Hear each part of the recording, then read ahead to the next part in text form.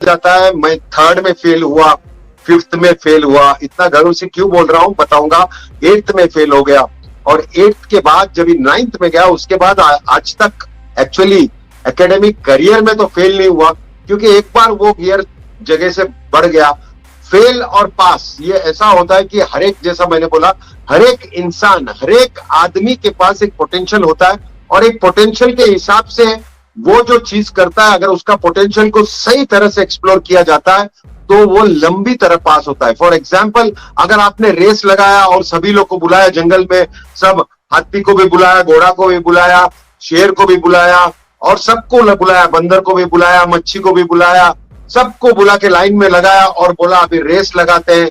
और OnPassive में हमारे साथ जुड़ने के लिए वीडियो के डिस्क्रिप्शन में दिए हुए लिंक पर जाएं। लिंक को क्लिक करने के बाद फॉर्म पर अपने डिटेल्स को भरें और हमारे साथ OnPassive में जुड़े। In it to win it and done deal वाला प्लेटफॉर्म है OnPassive। इस YouTube चैनल पर सिर्फ और सिर्फ OnPassive के बारे में जानकारी दी जाती है, इसलिए इस चैनल को अभी सब्सक्राइब करें और अपने दोस्तों के साथ शेयर करें और इस वीडियो को लाइक करना बिल्कुल ना भूलें। ये रेस में जो आगे फर्स्ट आएगा वो फर्स्ट, सेकंड आया सेकंड, जो लास्ट आया वो फेल। मतलब उसमें तो फेल मच्छी होगा, आपको समझने का है कि, लेकिन वही चीज ये सारे लोगों को हम लोग पानी में डालेगा और बोलेगा रेस लगाओ तो वो सबसे पहला आएगा। बोलने का मतलब है हर एक आदमी, हर एक इंसान का भी पोटेंशियल वैसा ही अलग होता है। आप लोग का जो मापदंड होता है वो मापने में जो होता है वो इंसान का पोटेंशियल को हम एक्सप्लोर नहीं कर पाता है। कोई अच्छा से बात करता है, कोई अच्छा से मैनेज करता है, कोई अच्छा से एनालाइज करता है, कोई अच्छा से आइडिया सोचता है। सभी अलग अलग पोटेंशियल रहता है और सही तरह से एक्सप्लोर करने से, इसीलिए एश सर जब भी बोलता है हमारा एजुकेशन सिस्टम भी यहाँ पर टेक्नोलॉजी पे हम लोग इतने जोर दे रहे हैं, टेक्नोलॉजी इतना फास्ट चल रहा है तो एक टाइम पे ऐसा लगता है अरे मैंने सब स्टडी कर लिया, अभी मैं एमबीए हूँ, मार्केटिंग का मास्टर हूँ। लेकिन मार्केटिंग से पहले ऐसे लोग जो कभी मार्केटिंग किए नहीं, एमबीए नहीं किए, वो जो तुम महीने का सोच रहे हो कि महीने का कम से कम 2-5 लाख रुपए का नौकरी मिलेगा, वहां पर वो आदमी 50 लाख 1 करोड़ महीने का बनाने लगता है, वो भी उस आपसे छोटा है। तो ये समझो कि टेक्नोलॉजी जैसा चलता है, टेक्नोलॉजी के साथ आप नहीं चलते हो तो डेफिनेटली पीछे रहोगे और अगर तुम उसको अवॉइड करोगे तो फिर आगे बढ़ने का कोई चांस नहीं होता है। लेकिन failure is not an option, ये किसके मुंह से बार बार निकलता है? ये हमारा जो मेन आदमी है ऊपर जो बैठा है, जो विजनरी है, वो। आप सोचते रहेगा ये फेलियर वर्ड क्यों बोलते हैं, क्योंकि उनके पास ये word as not an option. वो तो हर एक प्रॉब्लम को चैलेंज समझते हैं।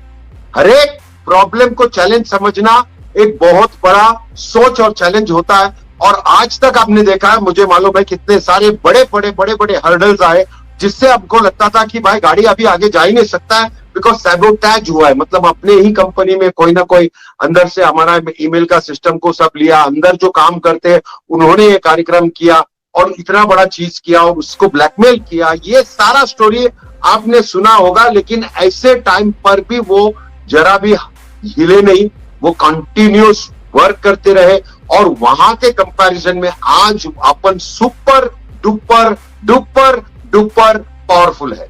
तो इतना ये सुपर डुपर पावरफुल होने के बाद आप सोचते रहेगा ऐसा हर्डल्स क्या आता है, चैलेंजेस कहां से आता है? चैलेंजेस तो आना ही है, बिकॉज याद रखो आप जितना बड़ा होते हो और आपका टक्कर बड़े शेयरों से होता है और ये बड़े जो दिग्गज है उनको पता है कि OnPassive जो स्टाइल में आ रहा है, जो पैटर्न में आ रहा है, जो मार्केटिंग का पैटर्न उठाया है, वैसे बहुत उन लोग का जो कंपनी एग्जिस्टिंग है उनके लिए बहुत बड़ा ये चैलेंज ऊपर आने को जा रहा है। तो कहीं ना कहीं छोटा सा हर्डल डालने से थोड़ा काम रुक जाता है, थोड़ा ये रुक जाता है, लेकिन अगर हमारा संकल्प एकदम दृढ़ संकल्प है तो फिर डेफिनेटली वो फोकस भी उतना जबरदस्त है और वो कॉन्फिडेंस हमको कौन देता है? मिस्टर ऐश, जो कंटिन्यूअस लगा पड़ा है। बीच में आए हो 360 में, लेकिन उन्होंने बोला I have just come out of hell. मतलब वहां पर इतना झमेला और काम रहता है कंटिन्यूअसली, वो दिन रात उस पे लगे हैं, फिर भी आके हमको मैसेज देके गया कि बॉस डू इट और डाई, वो डेफिनेटली उसका इलाज निकालेंगे और उसका इलाज निकाल के रहेंगे, ये मुझे मालूम है, क्योंकि वो आदमी ही वैसा है। वो आदमी को मालूम है कि बॉस कोई भी चैलेंजेस उसको रोक नहीं सकता है। और ये कन्वेंशनल मार्केटिंग को जो अलग वे से इन लोग स्ट्रेटेजाइज किया था, मार्केटिंग इस तरह से होता है, उसका भाषा को, परिभाषा को टोटल बदल दिया है। द वे ऑफ मार्केटिंग वो चेंज करने जा रहा है। तो डेफिनेटली कुछ ना कुछ थोड़ा बहुत हर्डल्स आता है और वो हर्डल्स को वो डेफिनेटली बीट करेंगे, ये बात मैसेज दिया, बीट करेंगे, ये बात मैसेज दिया। अगर आप सोचते हैं ऐसे बड़े बड़े लोग, अगर समझो मैं sir Thomas Alva Edison sir का बात करते हो, तो उनके भी लाइफ में बहुत सारा हर्डल्स था और वैसे हर्डल्स था कि बॉस उन्होंने जब बल्ब इन्वेंट किया, जब तक इन्वेंट नहीं हुआ तब तक वो पागल था। जब इन्वेंट हो गया तो सब उसका कजिन बजिन बोलता मुझे मालूम था एक दिन ये करेगा ही, बिकॉज वो एक्स्ट्रा ऑर्डिनरी। ऑन पैसिव में हमारे साथ जुड़ने के लिए वीडियो के डिस्क्रिप्शन में दिए हुए लिंक पर जाएं। लिंक को क्लिक करने के बाद फॉर्म पर अपने डिटेल्स को भरें और हमारे साथ ऑन पैसिव में जुड़े। In it to win it and done deal वाला प्लेटफॉर्म है ऑन पैसिव। इस YouTube चैनल पर सिर्फ और सिर्फ ऑन पैसिव के बारे में जानकारी दी जाती है, इसलिए इस चैनल को अभी सब्सक्राइब करें और अपने दोस्तों के साथ शेयर करें और इस वीडियो को लाइक करना बिल्कुल ना भूलें।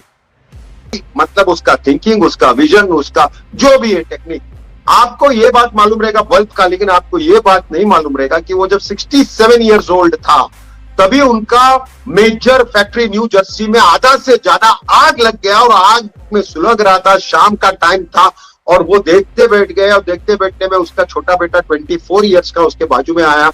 तो वो बोलता है कि ये देख कैसा नजारा है, ऐसा नजारा तुमको कभी देखने नहीं मिलेगा, जा तेरा मम्मी को भी बुला के लेके आ और मम्मी के साथ दोस्तों को भी बुला के लेके आ, क्योंकि इतना बड़ा नजारा, दोस्तों को भी बुला के लेके आ, क्योंकि इतना बड़ा नजारा जहां पर इतना जबरदस्त ये आग लगी है। तो बेटा शॉक हो जाता है कि उसको बोलता है कि डैड आप क्या बात कर रहे हैं, ये तो पूरा आपका आधा पूरा जल गया, पूरा खलास हो गया। तो बोलता है तो बुला तो सही, आके देख लेने दे, बिकॉज मैं कितना भी कुछ भी करूं ये ऐसा नजारा फिर देखने को नहीं मिलेगा। आदमी का सोच ऐसा है कि अगर कोई दूसरा आदमी रहता था तो भगवान को सीधा कोसने लग जाता कि भगवान ये क्या किया तुमने, मैं इतना मेरे जिंदगी में मेहनत किया, मेरा इतना मैं बूढ़ा हो गया, उसके बाद तुमने मेरा पूरा मतलब जितना भी बड़ा सा उसका फैक्ट्री था उसका आधा से ज्यादा को जला डाल दिया और मैं क्या करूं, रूम में बैठ के डिप्रेशन में चले जाने वाला आदमी, वो आदमी वहां से नजारा के बारे में बात कर रहा है। सब आदमी का जान बचे वो काम कर रहा था, सब लोग बाहर निकल गए, सब हो गए, जल गए, उसका चीज, उसका वो थीसिस जल गया, जितना काम किया था वो जल गया, सारा कुछ जल गया। लेकिन वो इतना पॉजिटिव था कि नेक्स्ट डे से बोला कि भाई हमको काम पे लगना है और रीबिल्ड करना है। और सबसे बड़ा बात, एक भी एम्प्लॉय को फायर नहीं किया। सबको लगा था कि बॉस अभी तो पूरा लॉस हो गया और मैं अभी एम्प्लॉय को थोड़ी रख सकेगा, इतना आधा से ज्यादा मतलब इतना बड़ा सेटअप जल गया, उसमें लॉस हो गया, अभी कैसा पिक करेगा। वो आदमी वहां से काम चालू किया, कोई उसका वेल विशर था उससे थोड़ा सा लोन ले लिया और करीबन 10 उस टाइम का 10 मिलियन का कुछ लॉस था, वो बराबर 22 मिलियंस का था। लेकिन 4 ही साल के अंदर 1914 को ये हुआ था, 1918 को 10 मिलियन तक का लॉस कवर भी किया और उससे ही ज्यादा स्पीड में काम हुआ। देखने वाली बात यह है कि वो 67 इयर्स ओल्ड था तभी, और कोई दूसरा रहता तो बोलता मेरी तो जिंदगी चली गई, चलो जितना बचा उतना बचा, उसमें बचा नहीं। वो तो ये ही सोचा कि बॉस मैं On Passive, the future of internet.